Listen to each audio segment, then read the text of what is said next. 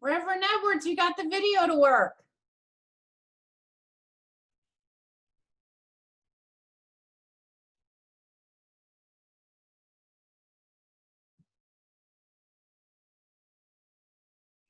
I can't hear you. Uh-oh.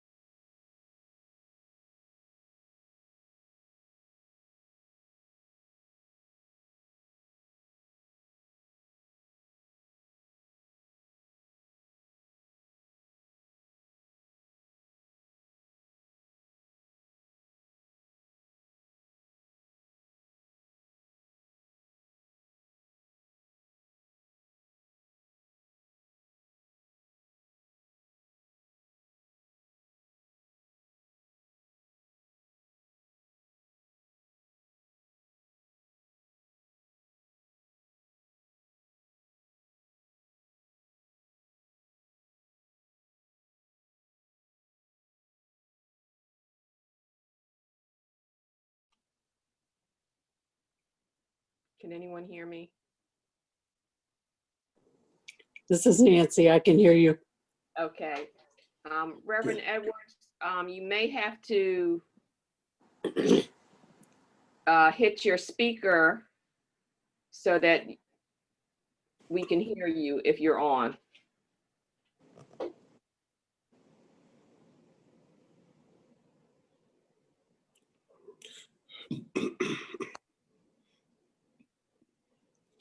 I saw that you were signed on. Anne-Marie, do you still see him? I do see him, but I'm not hearing anything. He probably can hear us. So Reverend Edwards, if you can hear us, check the speaker on your cell phone so that we can hear you.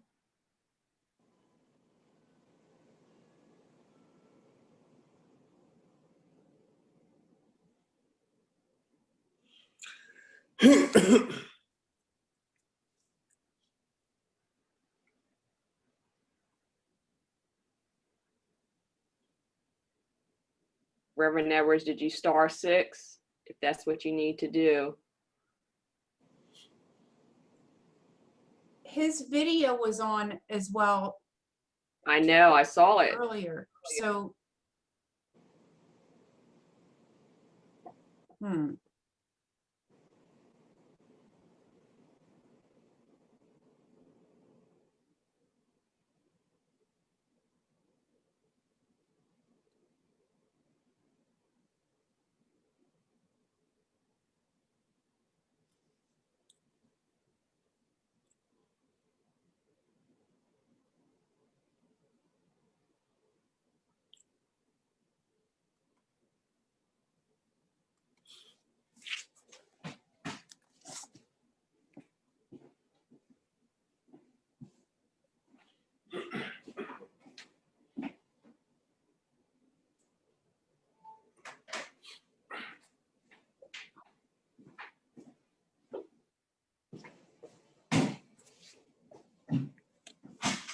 He must have gone out and trying to come back in.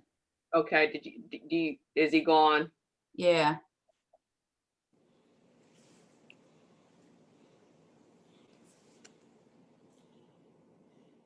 I see Mr. Colick and Nancy. Good evening. How are you? All right, how are you? Good.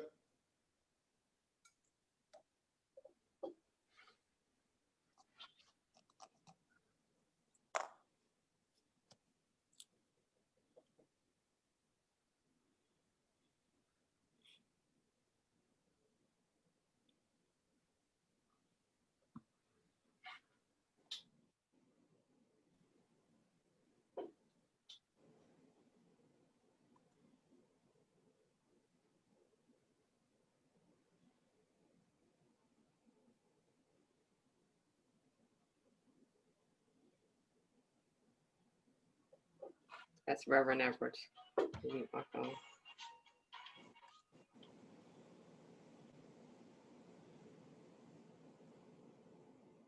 He's calling you?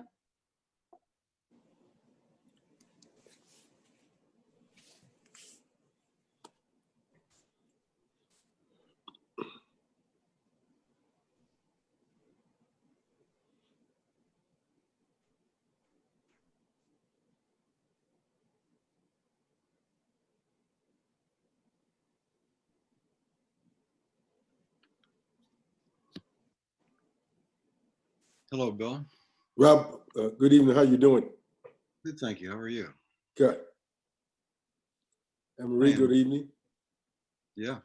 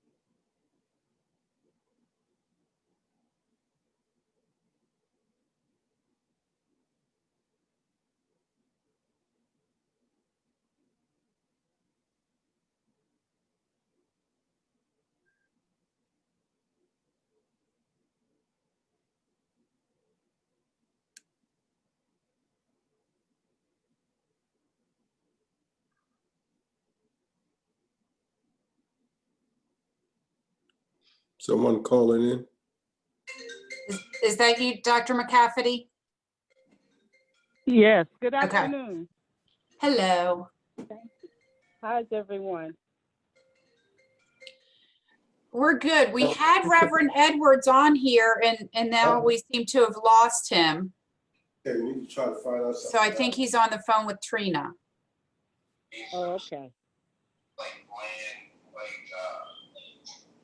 I guess, they're saying it's comments and stuff. And I need specifics, you know what I mean? Okay, let me see what I can find out, okay? Okay, And then, what was I gonna say to you? You know anybody, or do you know Ms. Lopez knows of anybody that's like a current magistrate or former Bill, magistrate that I'm can try to Bill. get advice from? I'm gonna see if I can find out, okay? Okay, Oh, you- I'm just trying to, Okay, I'm just trying to get as prepared as I can, you know? I'm gonna call you back, see if I can find out, all right? All right, appreciate it. Okay, buddy, I'll call you back. Bye-bye. Bye-bye.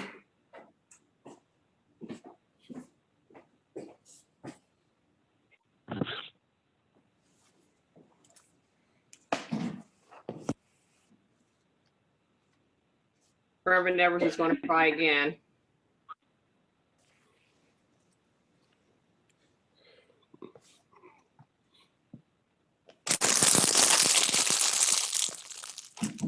I'm wondering if I can put him on a three-way on my cell phone if all else fails.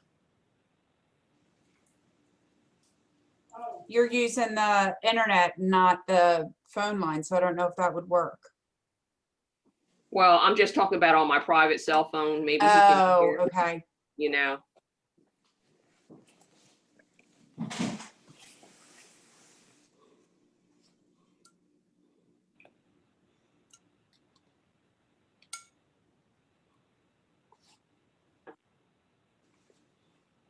Thank you, God.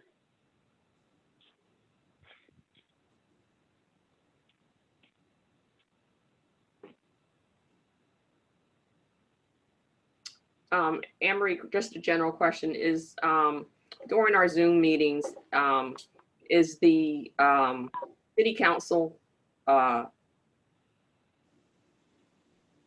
area available sometimes during this time? Because maybe it might just be easier for him to come in town and, We can make that happen.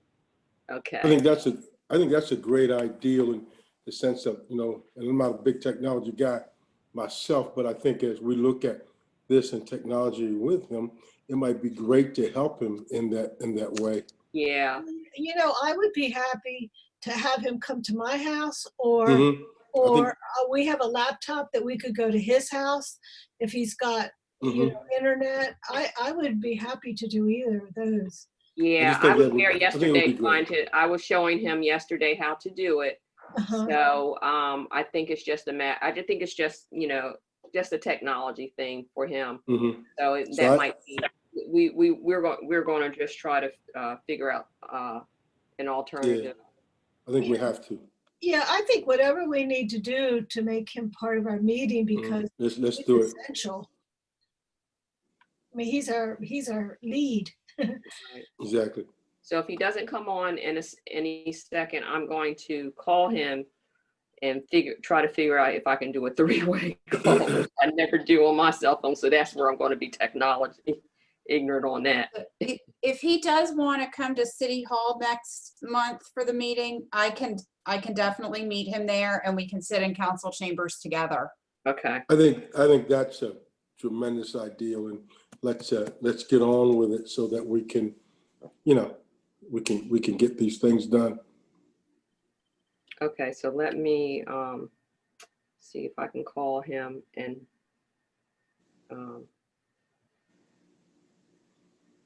Plus, it would be kind of cool to see him from the council chambers. Yeah. So we're Let's do, stuck at home. Anne-Marie, have you done a three-way call with a cell phone? Let's see. I have. Oh, shoot. Let me see if I can get hold of him. You have the Apple phone? I have my Galaxy phone right now, but I do have an iPhone. because you know it has add call on it. Yeah, iPhone makes it Oh, kind of let me look. easy. Okay, let me look at my iPhone. Galaxy is over my head.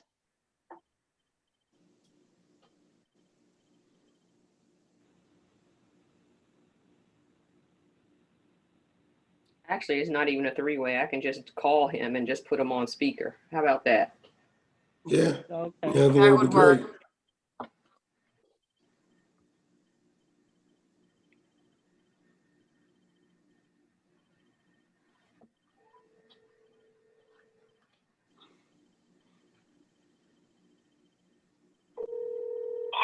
Reverend Edwards, that's okay. I'm going to keep my cell phone on and I'm going to put you on speaker so that everyone can hear you. Now, I need you to do a test. Can you say something to everyone? Say hello to everyone. Hello. Did Oh. everyone hear me? Yes, we hear. Hello, Yeah. can you hear us? Okay, great. That's what we'll do. All right. Thing, but seems like the telephone that's not working right or something. That's all right. We got you. All right. Mm. It is about 6:05. So we will get ready to open our meeting. Have you done anything, or should we just start from the beginning now? We have not done anything. Okay, Mhm. all right. So if everyone can hear me, hopefully everyone is feeling well, but I don't know, my phone is just not acting right today, but in order to open our meeting, it's now about 6:05. We will have a moment of silence. Everyone, a moment of silence, please. That'll be the official opening of our meeting.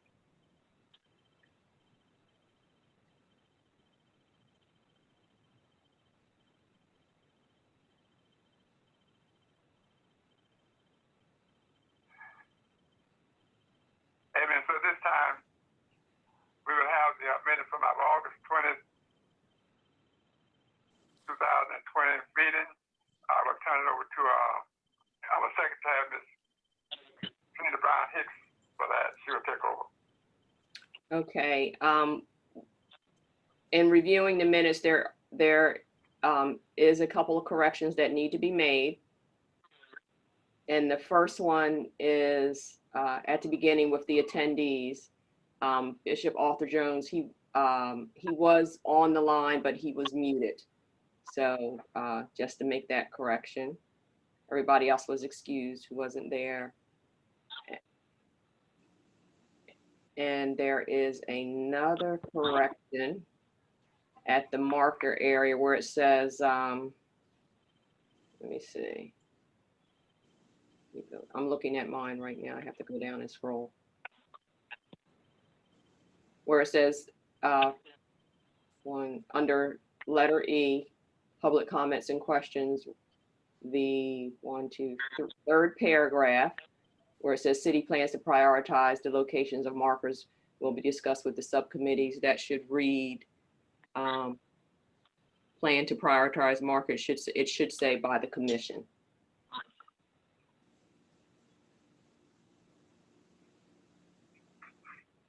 And are there any other corrections?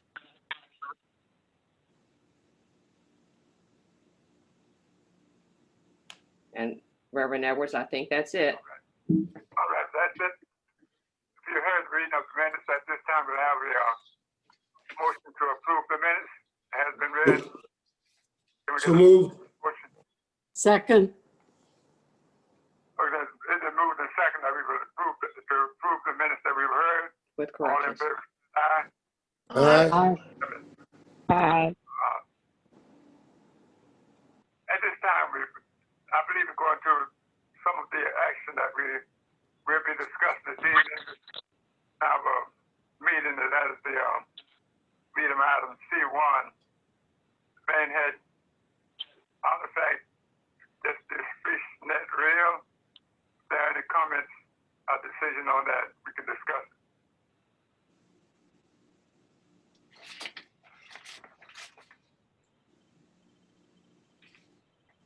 Reverend Can we Edwards, discuss that? I was gonna ask, do you want to have somebody kind of give the background on Please, what happened and where things please. stand? Miss Trina, do you mind giving them an update on what happened Okay. with that? All right. From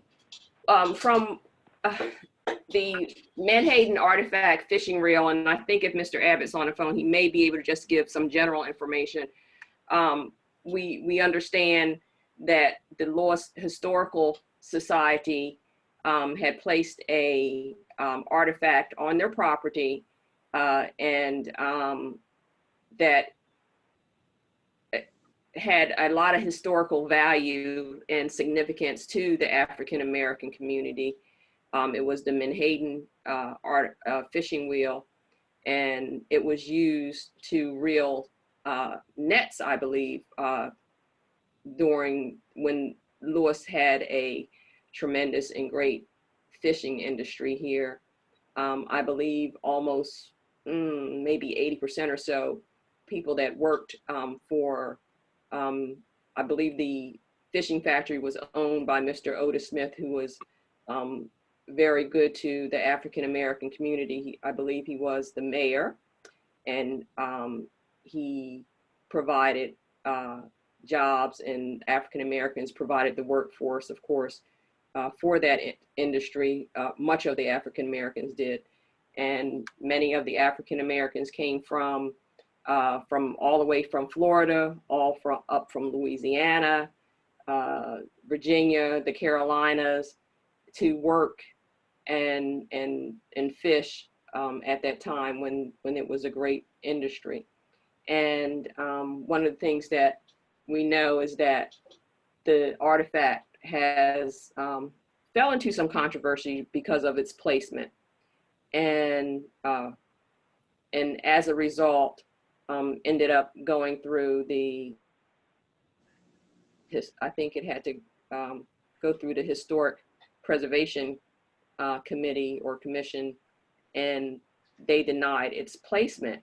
So what we are advocating for, or we should advocate for, and recommend to advocate with the Lewes Historical Society, and maintaining its placement where it's at, or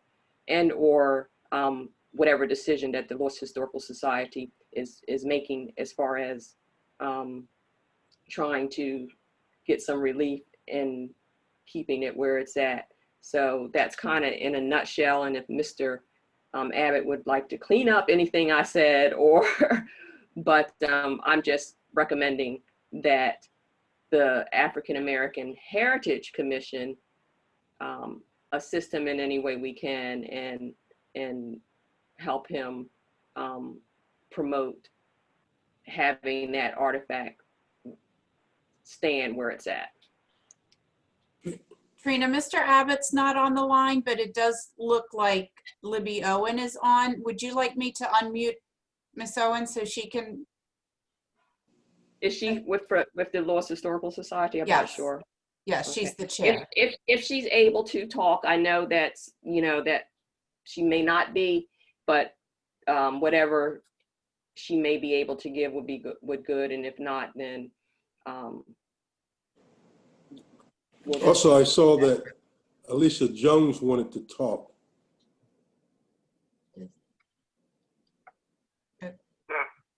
Okay, Miss Libby Owens, is she able to?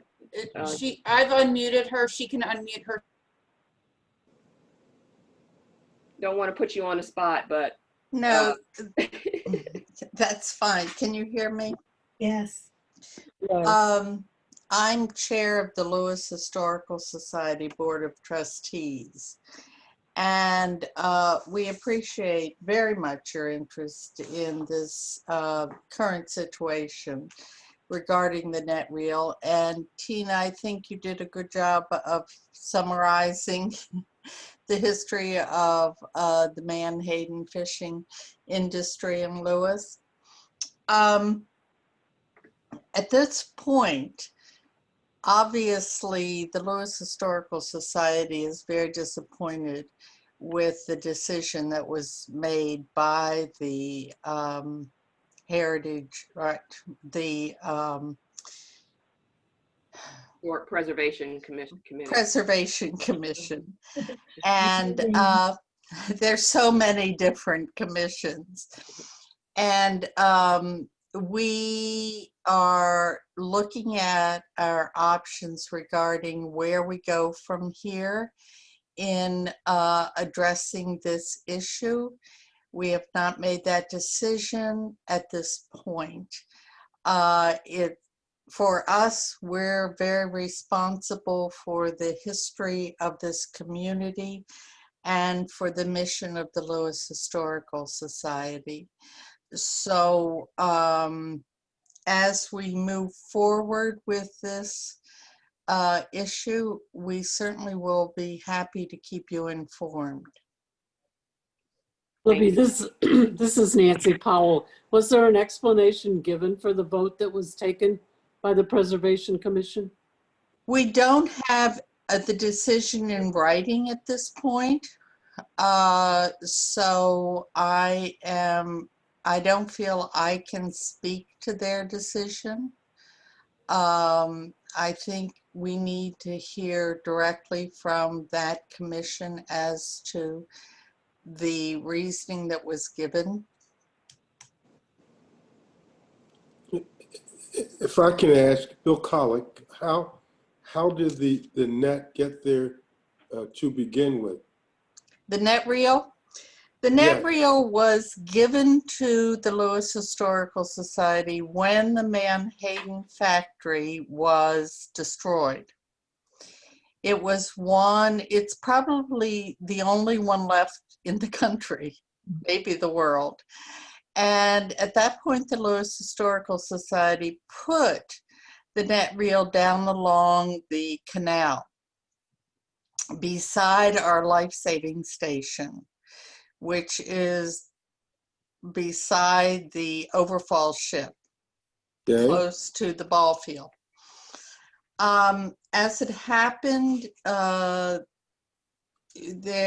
we needed to move it because the boundaries were changed a number of years ago, so that it is no longer on just our property, it's also on the overfalls property.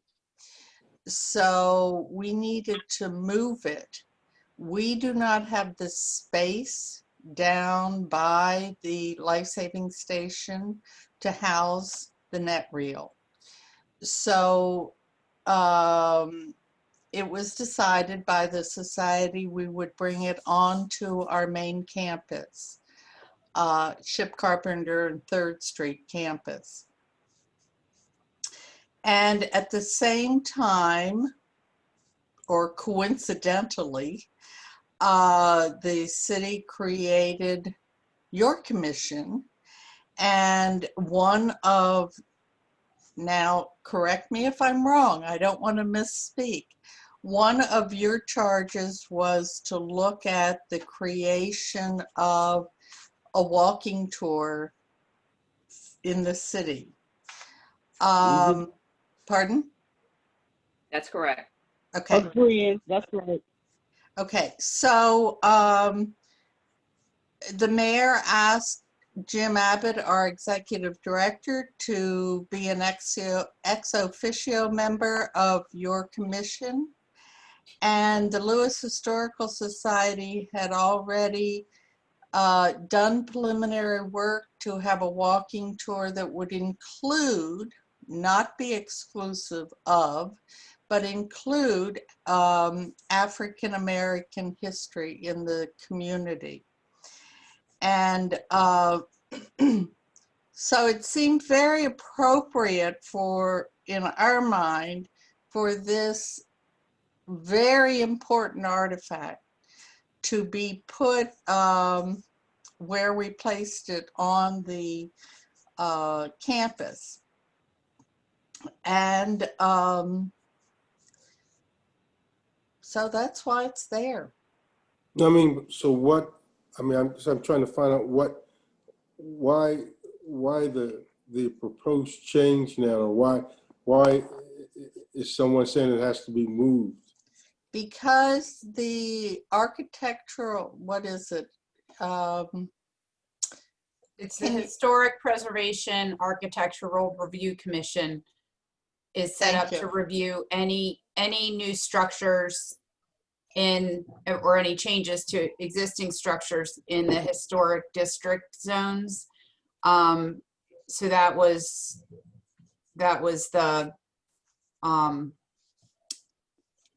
the reason that it had to go before them. There is, we do have on our YouTube page a link to the Zoom meeting. So if anybody's interested in reviewing the discussion and how they reached the conclusions that they did, that is all available on the city's YouTube channel. This Reverend Edwards, I do think, because I worked for Fish Products Company for about 11 years, from 1953 to 1962, and 1964 rather. And I remember the net and them being in service, and it was during the height of the Fish Products Company, like back in the early 50s and the 60s. And the net reel, I think it means a lot for the history of Lewes. I remember so much about when it was over by just by the Coast Guard station where Fish Products Company were. And they moved it in, and I think that the Historical Society, I think we should try to preserve as much as we can of certain history that's very important to the city of Lewes. And I think that the society should really take it seriously, you know, when we talk about moving something. I think that net has a very important part of the history of Lewes, and we still try to make sure that we continue with it. In addition, I think that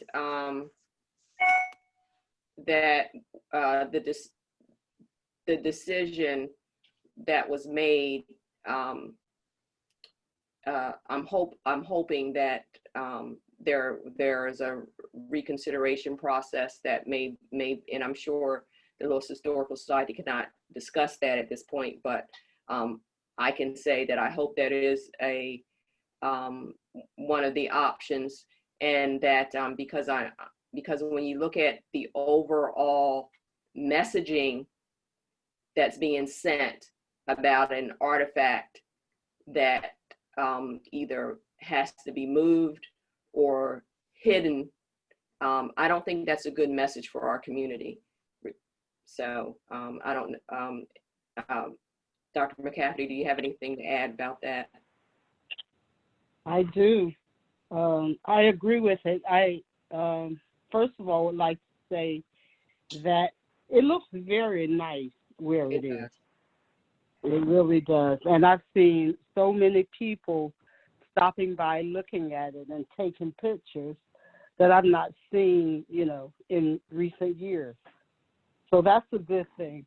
And like Miss Trina said, I'm concerned about what is the message that's being sent to our community, because they had a problem with the community's desire about their farmers market at George P. Smith Park, and they were overruled. With the Martin Luther King signs, we were overruled again, and now with this. So I like the message that's being sent to us articulated. I mean, I wonder if it was a procedural issue, and if that's the case, we might, you know, be able to find another way to put it forward that actually meets the city standards and meets the historical society goals. I mean, that's one reading about it in the paper. That's kind of what I read, but I think it's such a symbol of an industry in Lewes where blacks and whites work together. like every Yeah. day. And if you look at the photographs from the Menhaden industry, they're both black and white men on the boat pulling up those fish, and it's beautiful. It's a beautiful symbol, I think.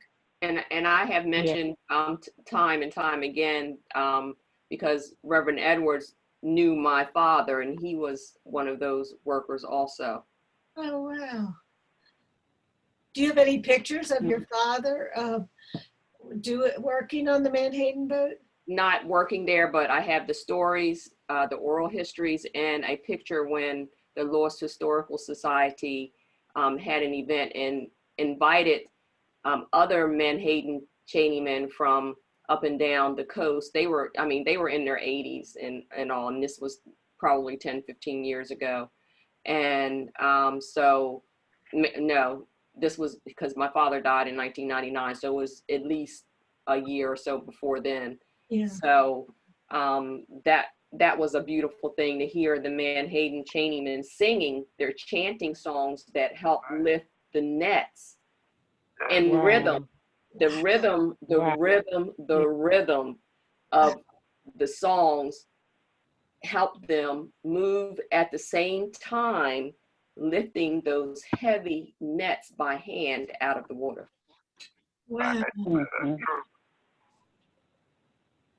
There's so much history in Lewes, and I do think that this fishing net reel is part of the history that I believe myself.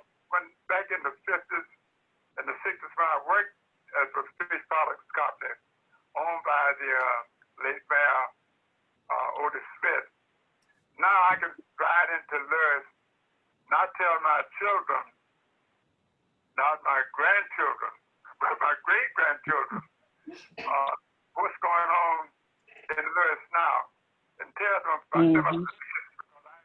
I used to ride out on the fish boats. You know, I didn't work on the fish boat. I worked at the factory, but I would take a ride sometime out on the fish boat just to see how they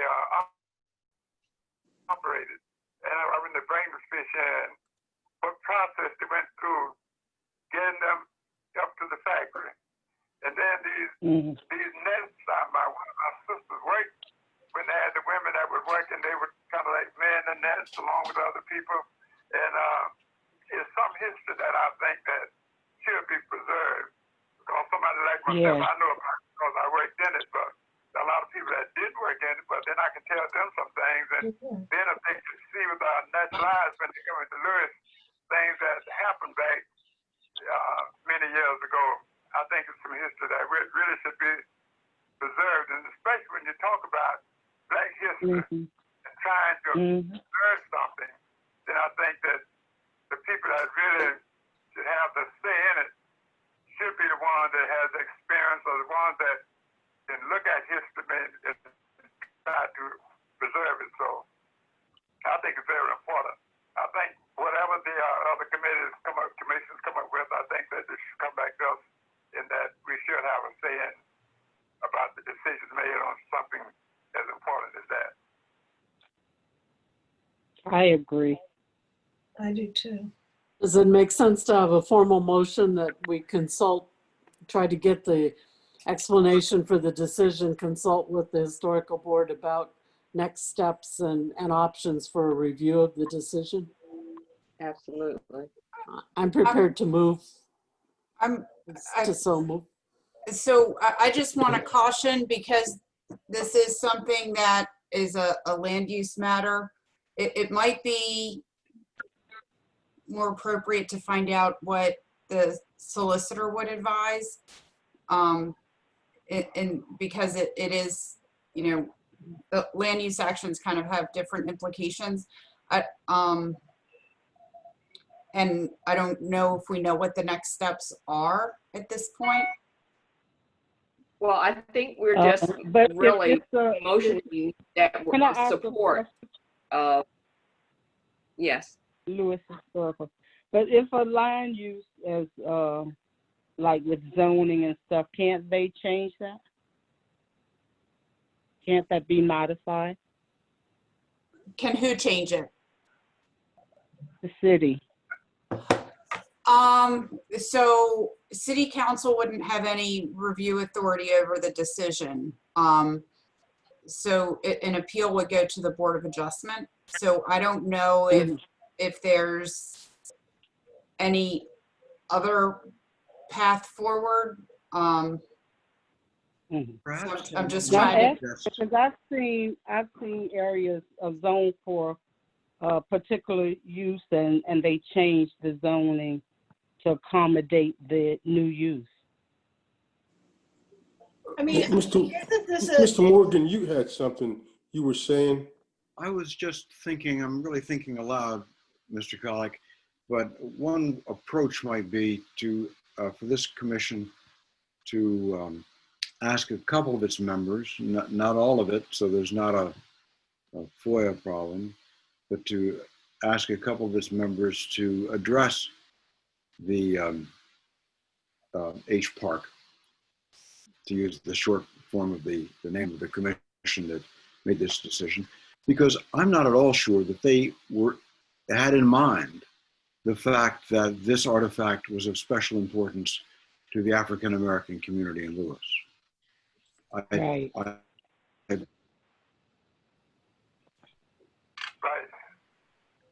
If it's to them that it is important to the African American community, they may well reconsider.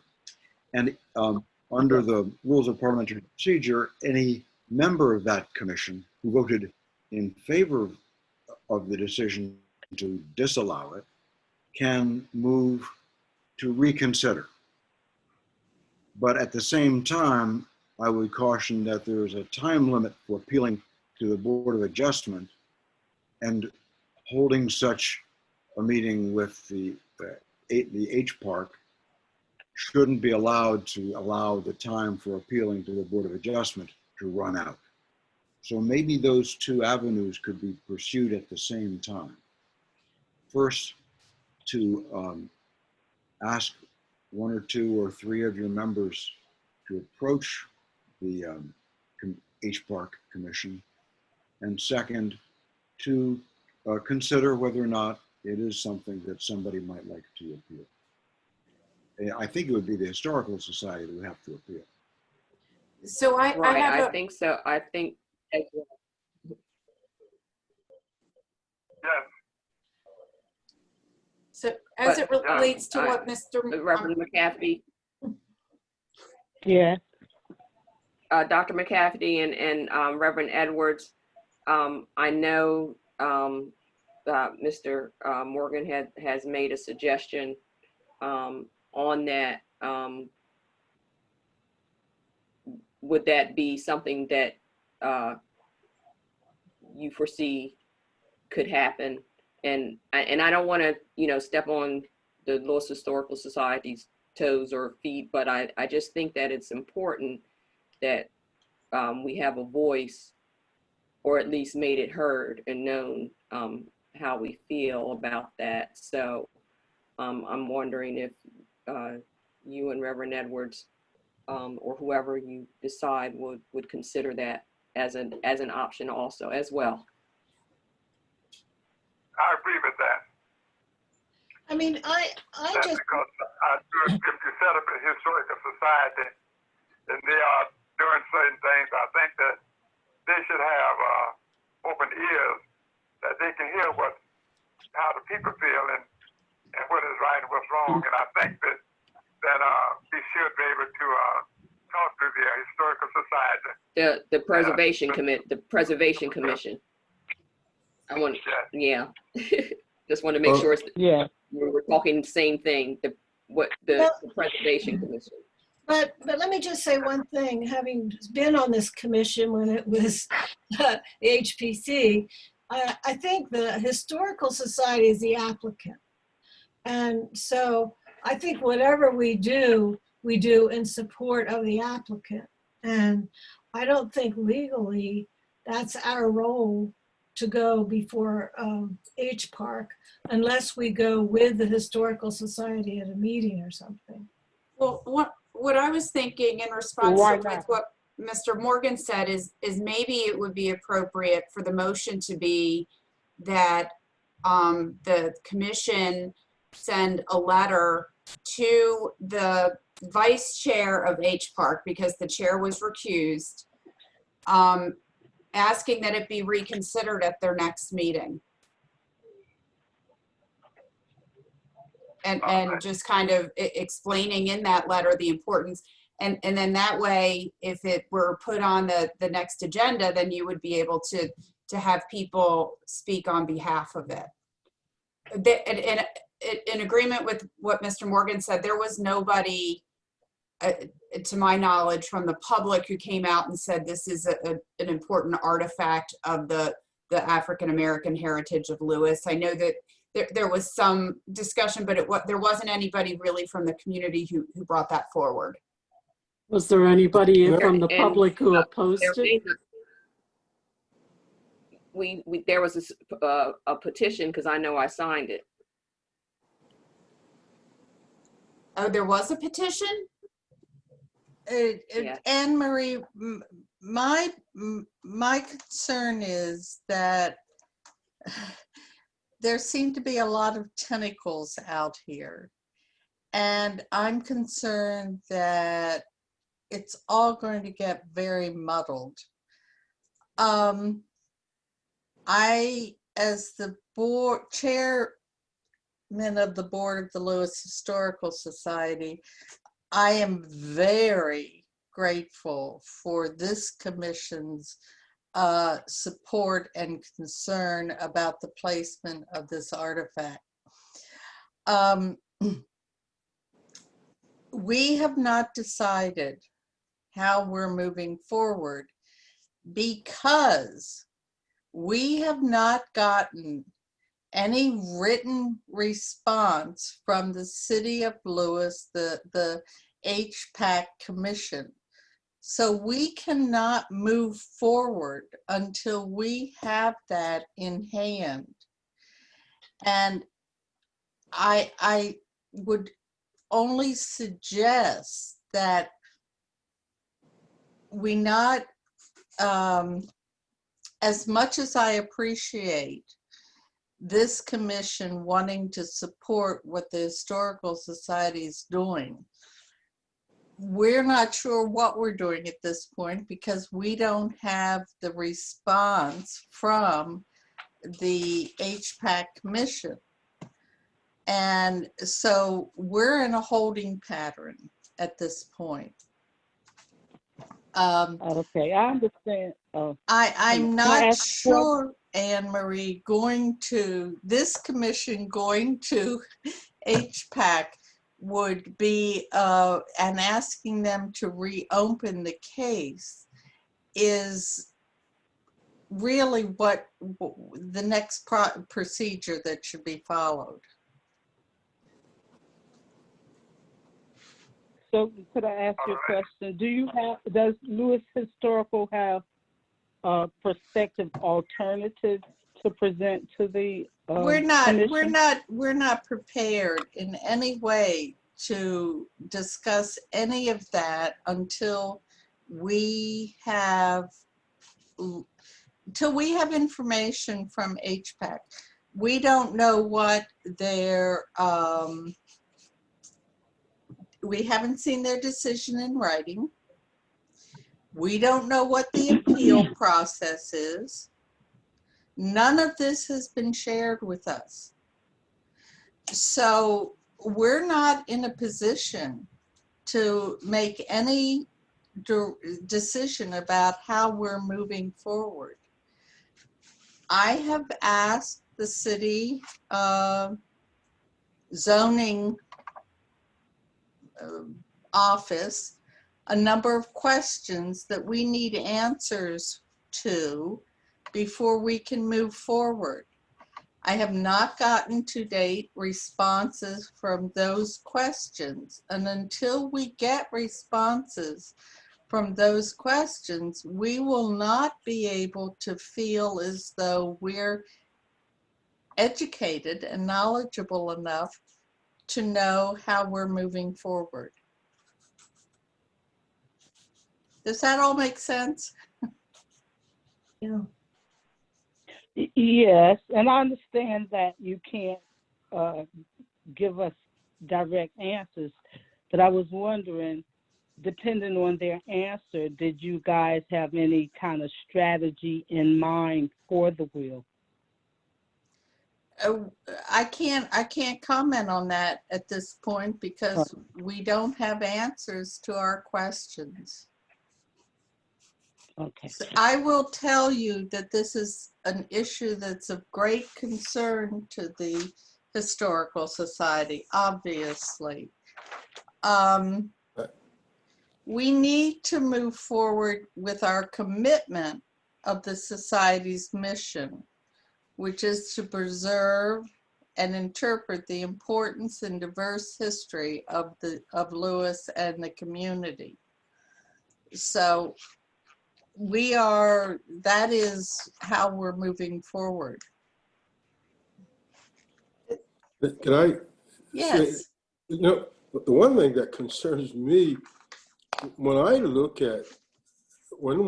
would look at Lewes, Delaware, and look at the fish product business, we can talk about, historically the African-American community, but it appeared to me that people like Ricketson Ramsey's and I know that Robinson's IGA store, when you talk about thriving businesses, it was as a result of the fishing industry in Lewes. And I'm amazed that no one's said, we can talk about historically African American, but it appears to me it was a staple for the town of Lewes, period. I think if you don't mind my commenting on what you've just said, I think you're absolutely correct. This is not an issue that is for one segment of the community or the other. It is, in fact, history that was very important to the entire community. So, I wanted to just say that I'm kind of amazed, but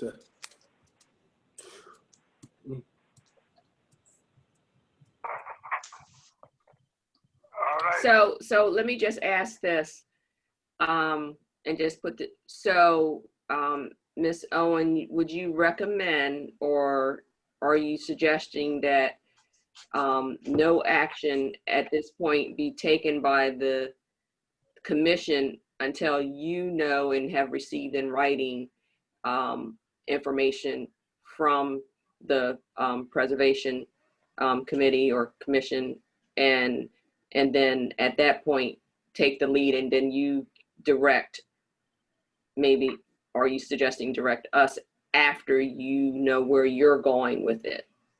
I think what I heard you talking about earlier, as far as taking an action as your commission to support the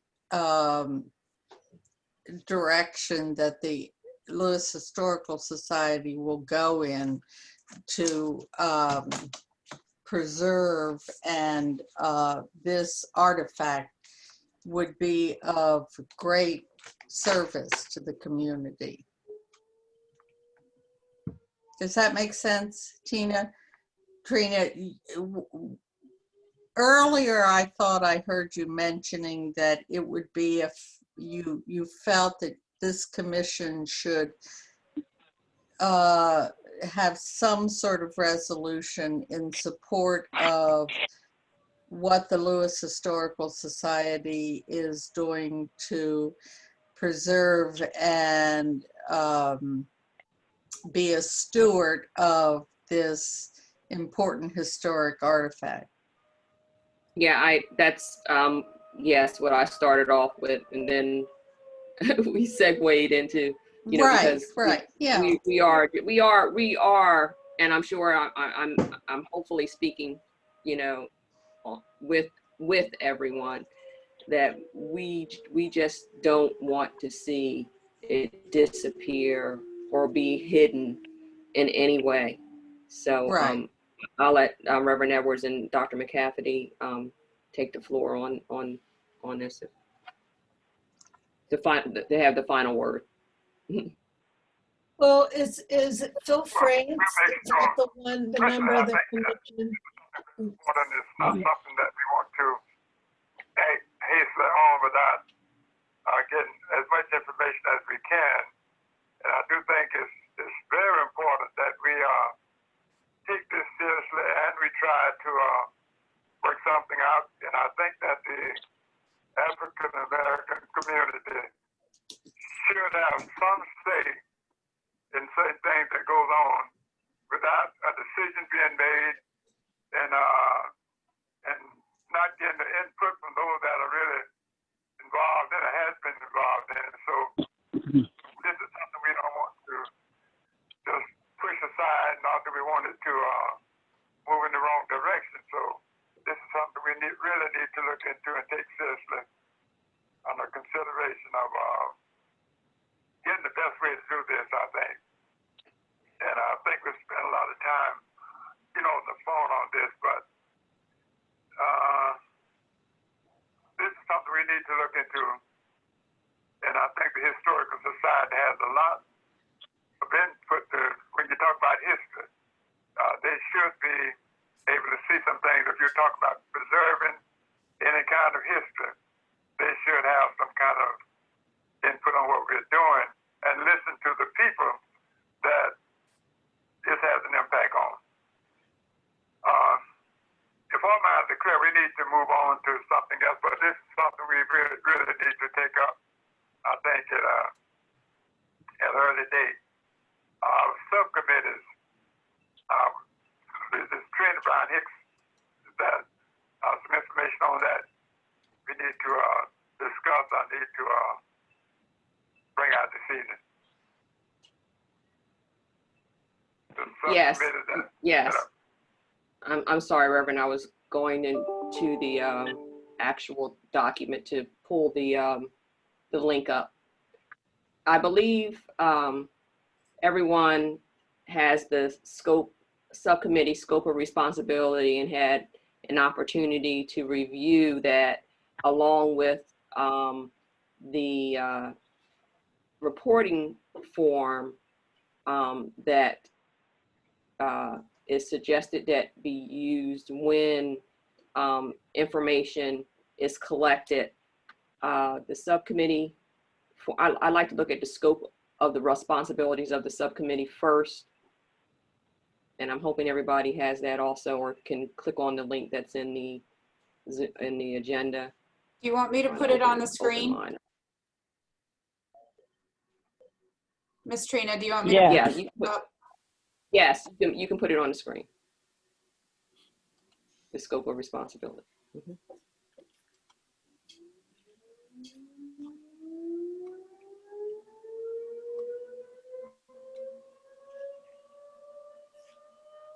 Yes, that's it.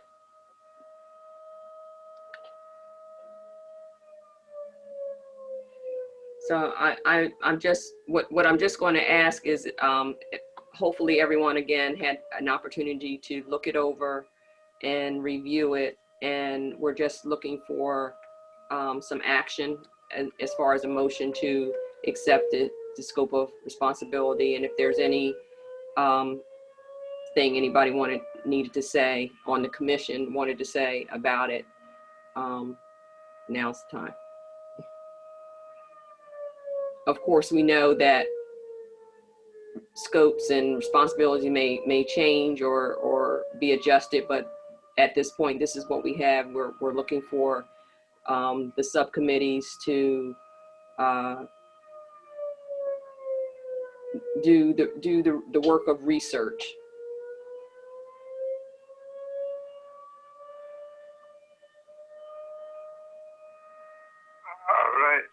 And if there's nothing to add or to lead or adjust, then we're looking for a motion to accept the scope of responsibility for the subcommittees.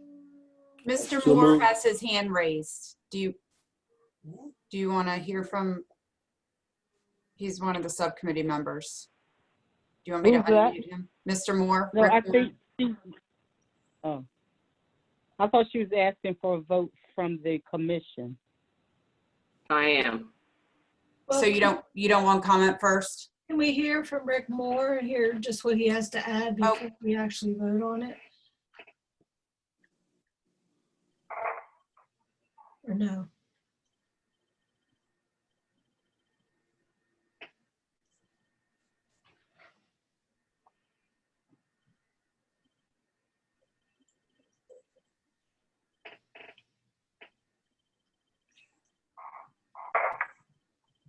Oh, shoot.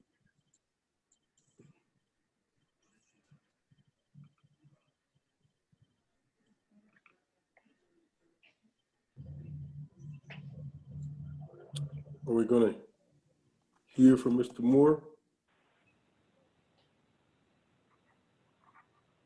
Yes. Okay, am I audible? Yes. I can hear you. Uh, Sorry, I actually had raised my hand on the prior point. I'll just comment on this briefly. I think this is fine to move forward with. I know the subcommittees are looking forward to it.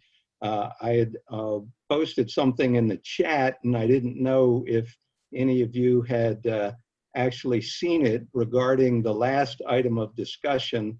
And I just wanted to draw attention to that for those of you on the commission in consideration of what action you take moving forward on the question of the net and its placement there. It's also relevant to the Historic Society.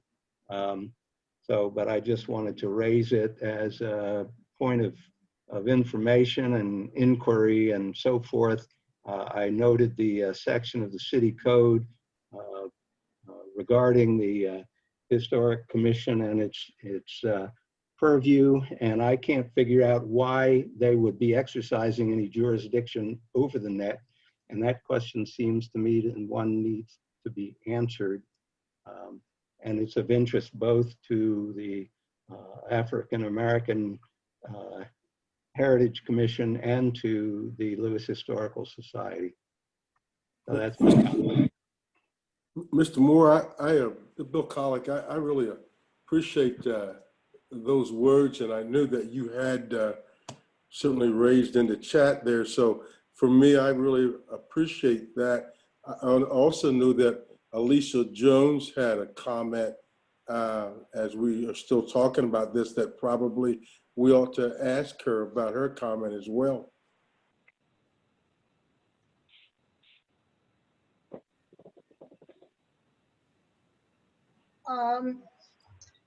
I've written a letter to the Cape Gazette. I'm hoping it appears on Friday. But one of the, I reacted to statements that were made in the September 4th article in the Cape Gazette. And I also noted, and I thought maybe it was an error on the part of the Historical Society, that the marker does not mention the African American community at all. So maybe the Preservation Commission did not see the connection. The other thing that seemed, at least maybe Libby can respond to, was that there never was an application to the Preservation Commission made, because it appeared, at least according to the Cape Gazette, that someone in the city of Lewes said it wasn't necessary. Also in the Cape Gazette, there was the feeling that the residents in the area had a right to make comments, and those comments were given a great deal of weight. Since I am not part of the committee, the commission, I do not have to wear that hat when writing letters to the editor. So my letter is pretty aggressive in addressing some of these points, and I'm hoping it's going to be published on Friday. Well, Thank you. it was an application. I mean, if you go to the city website, their application, and they have very good application, is on file. So they did fill out an application and went through, you know, that process. And they submitted pictures and descriptions, and I haven't read it all, but yeah, they did make an application.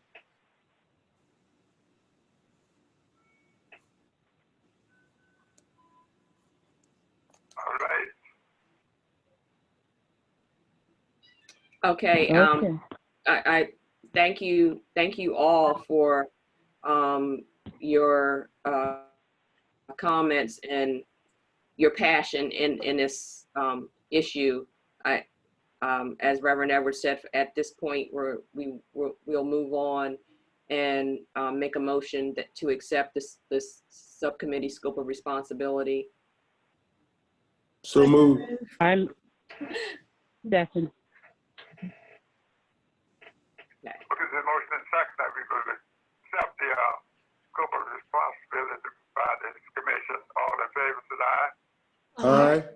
Aye. Ayes have it.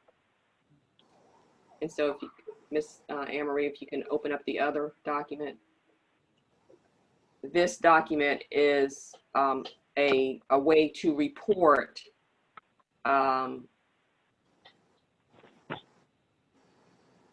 any information that the subcommittee researches. We tried to make it as inclusive as possible but we needed a way to track and document anytime someone has anything to add or to report, and a way to be able to file these items so that when we go back to look to see the relevance of it all, that we have a way to do that. And when the subcommittees do the research, they have a way to write down information, and that's basically what we're trying to do, is track and document information and record it. So if there weren't any corrections or additions, I'm asking for this form to be also approved by the commission. I so move. All right, so Second. there should be any action taken on from the subcommittees until they are report back to the commission, right? Right, they will report back to the commission. Once they do research and find out information. This is just a way that they can document an official way and also a consistent way. And so I think we had a motion on the floor to accept it, and it was second. Reverend Edwards? Yes, second. Mm-hmm. It was. All in favor, say aye. Aye. Aye. Have it. All right. We'll move on. I think D3 Subcommittee Orientation Review. Have you, Ms. Trinity Brown Hicks, have you have any information on that? Yes, on Tuesday, we had the subcommittee members, all who were able to attend, go through an orientation, and mainly because of FOIA, we wanted to make sure that all the subcommittee members were aware of what protocols, rules, regulations, or whatever you want to call it, that we follow as a commission, and therefore they would also have to follow. And so all of that was reviewed, and they were given the bylaws in the mission earlier, so that they could review that also as well. So what I'm doing or saying right now, that basically is to summarize that has taken place, the orientation has taken place. And so for the most part, we can move on, that subcommittees can move on and with the work. And then I have one other thing. second. Pull it up.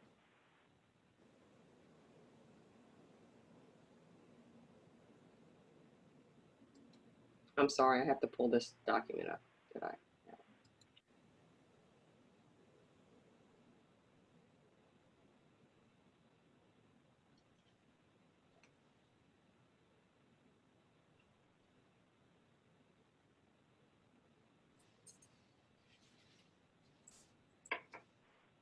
I know that the subcommittees had wanted to ask questions at the orientation, but at that point we felt that we needed to stick to the agenda items, and so Dr. McCafferty and I had an opportunity to look at some Q&A questions that possibly would come up and have to would be able to answer. And Dr. McCafferty, would you can you hear me? I know you can. Would you like me to review some of those Q&A questions and answers, or would we just want to ask the subcommittees if they had any questions and answers? I think I tried to answer some of those today as I was in with you yesterday as we talked. So what route would you like to go at this point? I think that we should give them an opportunity to ask, because maybe some of the things we're anticipating is exactly what they want to ask. But I think the important thing is that certain questions will have to come before the commission, and we can't just answer every question on the spot. Depends on the nature of the question and if they fall in line with the guidelines. I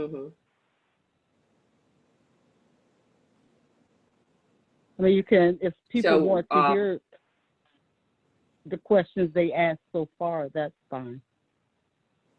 Right. Okay. So I think that's good. So I did kind of summarize some of those questions that came up, and possibly, and if I have some of the responses not as accurate as it should be, then we can review those. But I just wanted to mention a couple things that. Oh, like oral history. Right. Concerning the oral histories that one of the questions was about, performing oral histories and all. And we had mentioned on Tuesday's meeting that yes, oral histories are one of the options of gathering information. And so we are the commission is putting together a step-by-step guide to oral history gathering, so that we can be consistent with that. And we're looking at having a training session for anyone who feels that comfortable with doing those types of interviews. I think it will behoove all of us to look at that as an education point for everyone, because you never know when an opportunity may present itself for us to just take down an oral history. So we are developing a guide for that, and also for the archival research. Mr. Abbott has graciously volunteered his archivist to help train members of the subcommittee. Some of us may already know how to go into the archives and look, but I know I don't, and maybe someone may not feel as comfortable. So there's an opportunity to train members of the subcommittee and the commission on how to properly perform research in the archives. and that opportunity, he mentioned that we could have maybe up to 5 people at a time to have a training session at the Rollins building and do some research in there. I believe they have an attic that has a whole lot of information. It could be newspaper clippings, it could be photographs, it could be whatever. So we have an opportunity to participate in that.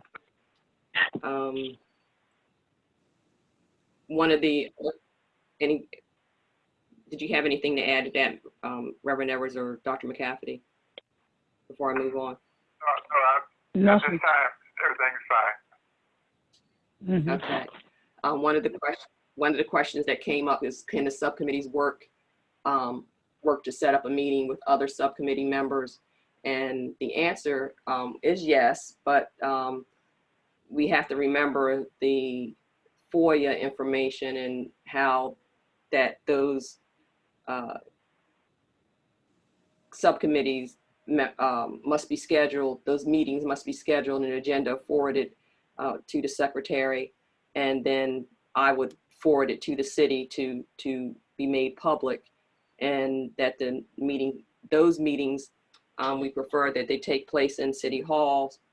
Social distancing can be performed there, and you can have a working meeting,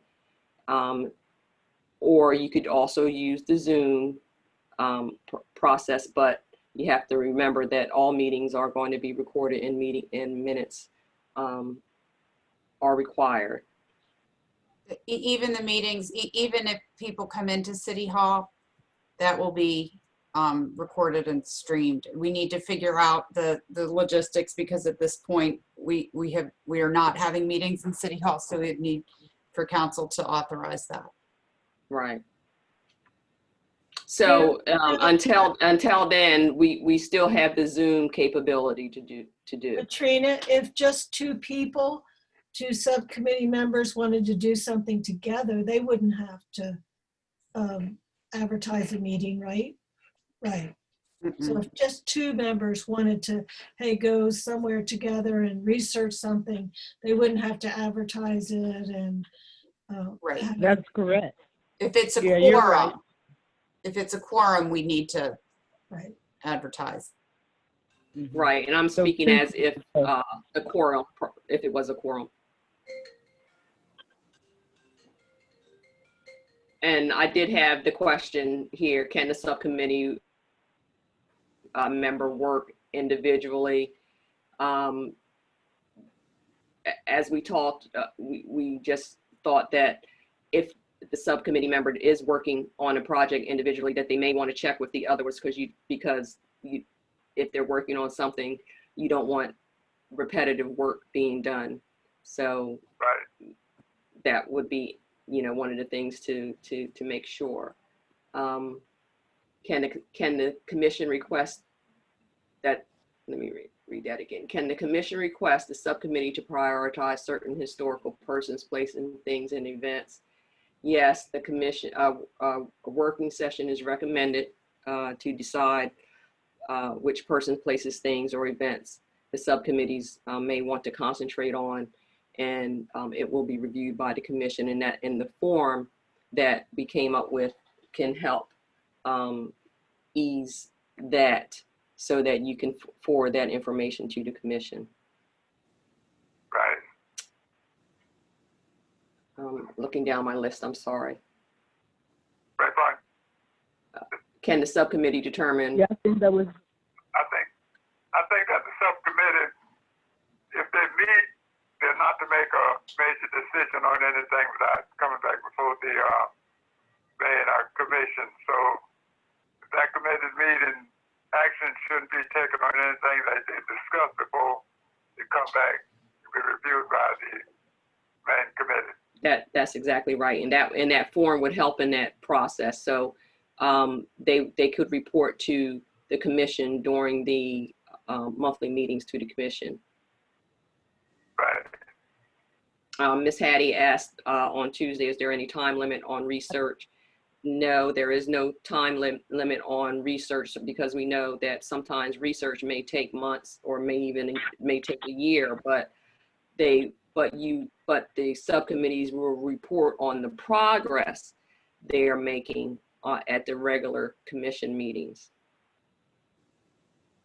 Right. Will a member of the commission participate in subcommittee meetings? Yes. Is there a form of reporting? Yes. That was one of the the document that we approved earlier. Will there be a subcommittee leader? The subcommittee can have a spokesperson. So we would, you know, if you're working on a project, you wouldn't want all 5 members of the subcommittee to report on that. One person can report on that to the commission. And we did talk about, will the subcommittee group be able to meet face to face? We talked about they can, as long as there isn't a quorum. But if there is, then that meeting would have to take place publicly. And the one thing we need to remember, that all meetings are recorded, and at this point you can see them on YouTube. So just remember you're on quote unquote TV when you're in a meeting. And some pointers that I made as I was thinking about that is that make sure you're on mute if you're not speaking. Everything that you can hear is maybe in the background. Just act like you are on TVs. And so even facial expressions and remarks that may be made may be heard.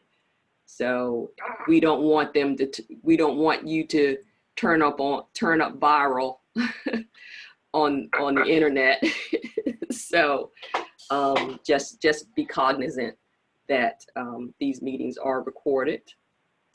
And one of the questions also was, when can we start? When can we get ready to go? Well, now at this point, you are ready to go. You may want to consider having a working meeting, which if you're going to do that, that working meeting would probably involve more than 2 or 3 people. So that needs to be scheduled in advance.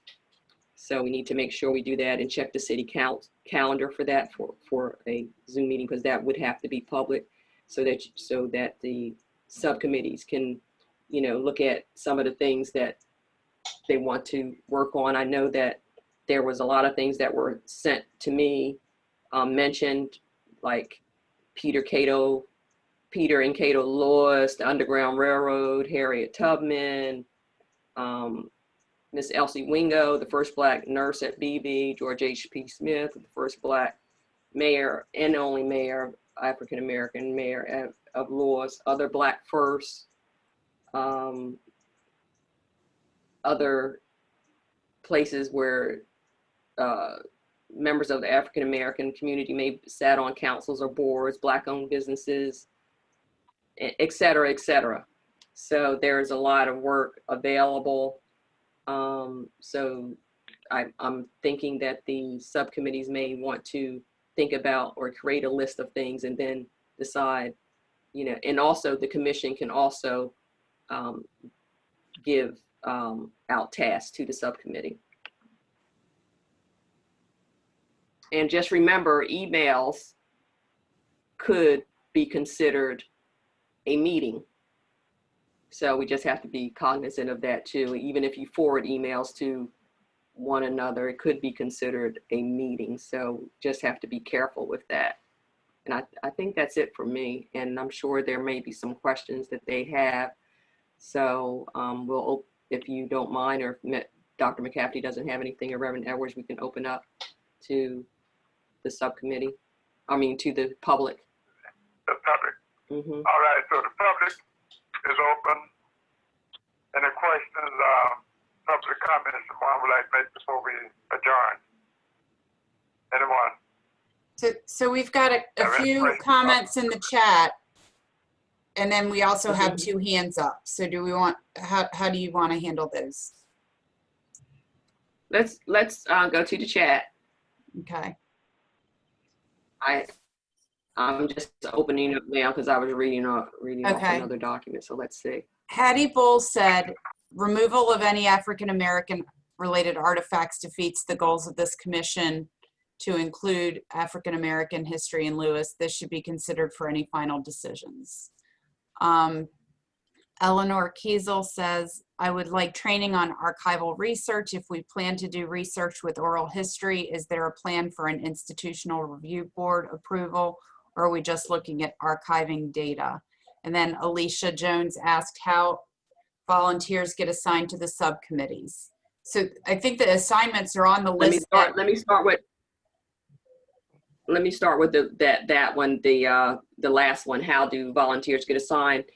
Miss Alicia, that if you have a preference of which time frame you would like to work, then just email that to me. Some people said that it didn't matter which one, and the listing that you received, that there were a lot of blanks because I didn't know which subcommittee that some may wanted to work on. So you may email me directly and let me know if there's a preference, or you can say either, because if one subcommittee is top heavy, we may need to shift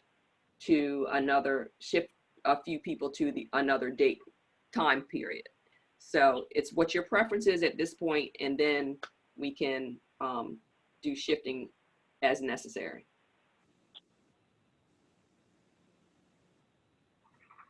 And the question from Miss Eleanor Kiesel, I'm hoping that everyone would take the archival training. So yes, we will work on getting that scheduled. And I think the next question we may have to take and have a discussion about that, wouldn't you say, Dr. McCafferty? Because I'm not sure what all that means or is involved in that, about if we plan to do research with oral histories, we do, but is there a plan for an institutional review board approval, or what we're just looking at archival data? Yeah, at this point, we're just looking at archival data. Mm-hmm.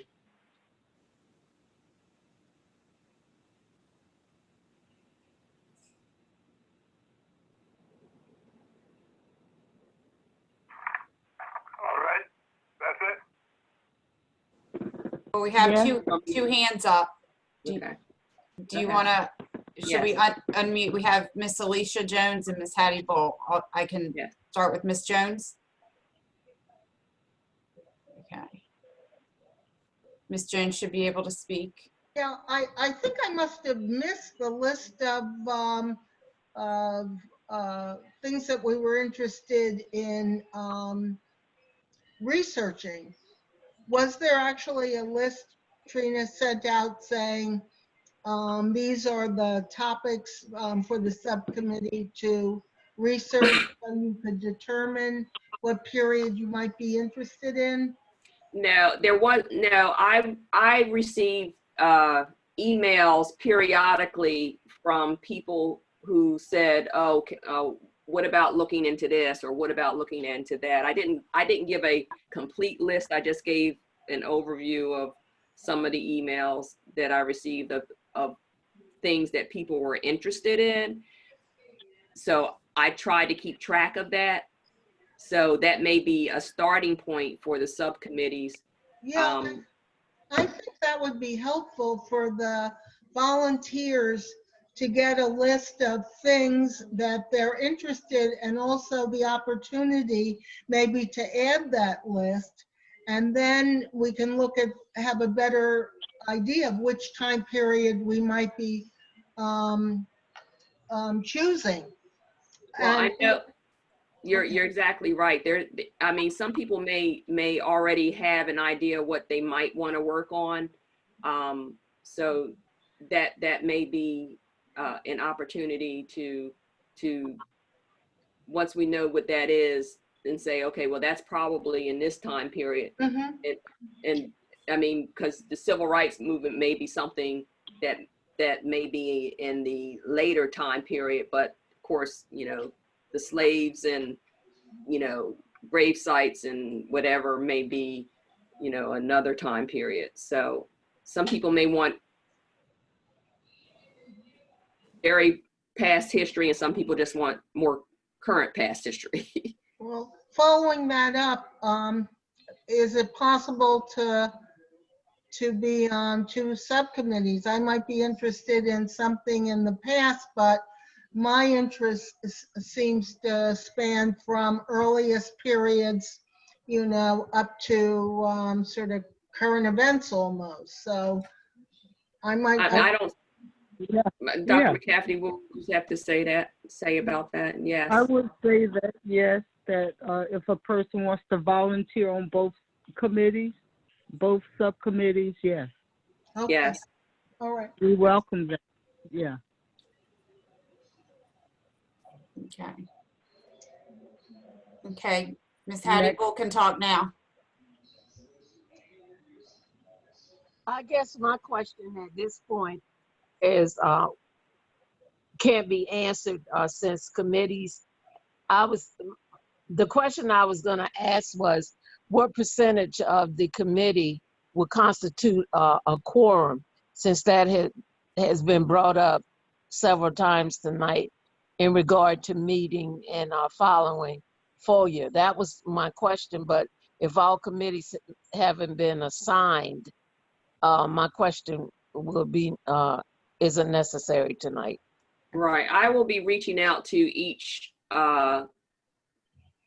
volunteer and especially those who have not made a choice, and ask, is there a preference? And if they say either, then I'm going to put either and then look at what we have and then make an assignment. They could be both. So Okay, so that was my question. So I can wait on that. I think that also, Ms. Bull, that we have to find out exactly how many definite volunteers there are on the committee. Right, that's why I say my question. So we can determine, right? Right, yeah, that's why I said at this point, the question that I was gonna ask until the committees are actually formed and the numbers are there before you're able to determine what percentage would be a quorum. So that's why I said I can wait on that till later. Okay, thanks. Uh-huh.